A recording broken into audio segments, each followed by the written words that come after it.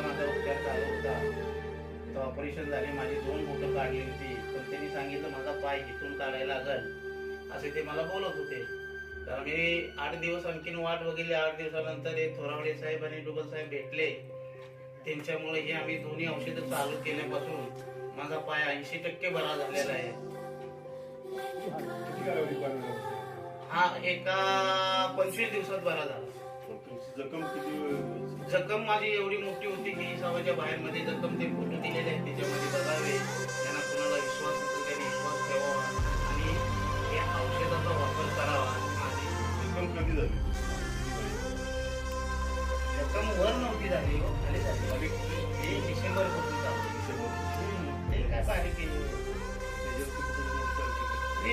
वराळशी गायकवाड कराड आपला उमरज अंदाजे आता इथं कमी खर्च झाला. माझा बाकीचा 3 लाखाच्या वर गेलेला आतापर्यंत.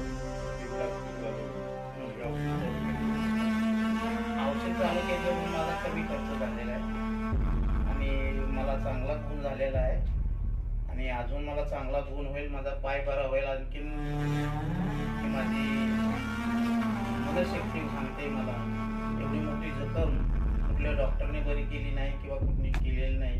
त्या दव्यामुळं माझी जखम बरी झाली. हो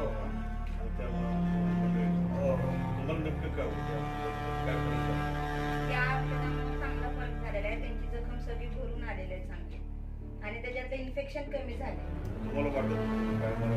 नाही वाटतच नव्हतं. हे औषध घ्यायच्या आधी वाटतच नव्हतं की त्यांचा पाय लवकर बरा होईल. डॉक्टरांनी काय सांगितलं?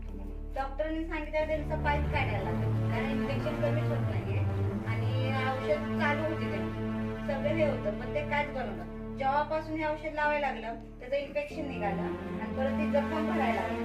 आता आम्ही सुद्धा डॉक्टरकडे गेलो तर ते म्हणतात की जखम चांगली झाली, जखम चांगली झाली ना अजून चांगली होती.